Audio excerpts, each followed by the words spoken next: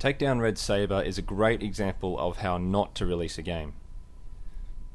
If you've been impatient for DayZ to be released, have a look at this because you'll see why Rocket would like to, number one, make sure the game is at least semi-playable, and number two, try to lower people's expectations so they're not, completely disappointed, and maybe reject the game out of hand.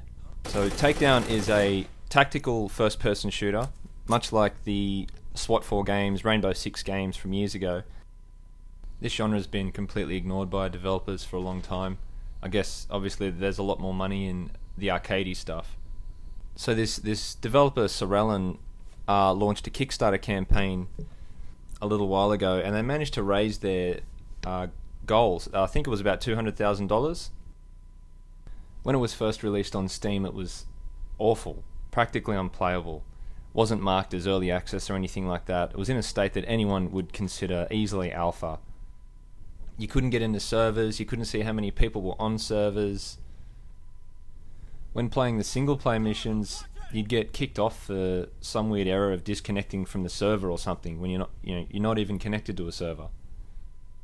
It's also very, very slim on features, a bare bones kind of thing.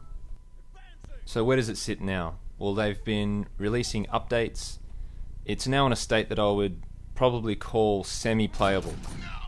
They fixed a few of the bugs, and the servers, the player numbers on servers appear to be working correctly. And you can use VoIP. You can communicate with other players in the game with voice, which makes a huge difference for co-op. So a lot of people were, once this came out, people were on Steam, so on, asking for their money back, very upset, very angry, which I think is understandable, but I never, I bought it straight away. I just took the risk. I've been wanting to play this kind of game for a long time. And I guess maybe because, I don't know, I grew up had an Amiga 500, and I remember going into a shop to upgrade it to 1 megabyte of RAM from half a megabyte, and it cost us like $100. And when you wanted to buy games, half the time you just walked into a shop and just made judgments based on the cover artwork. The only other way to make good decisions was buying magazines and maybe playing demo discs. And so to me, spending $15 on a game like this, which is a disappointment, it's not that much of a big deal, and I'm willing to stick around and wait for updates and see if it improves.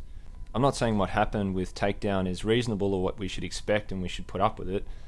I'm just saying, from someone with my perspective, why would I give a fuck? I spent $15. I've got a couple of good hours of entertainment out of it so far. So what are the good things about the game? At the moment, the level design is pretty good. The weapons feel good. The pace of the game is awesome. Very deliberate and more careful and strategic. So it's a very different experience to, say, COD games and other first-person shooters at the moment. It almost looks like Counter-Strike or something like Counter-Strike superficially, but it plays completely different, much more realistic, much more hardcore. I've seen people complaining about the graphics. Honestly, I really couldn't give a shit about the graphics. I think it looks good enough. The graphics do the job. I'm more worried about the mechanics, how the game works, how it plays.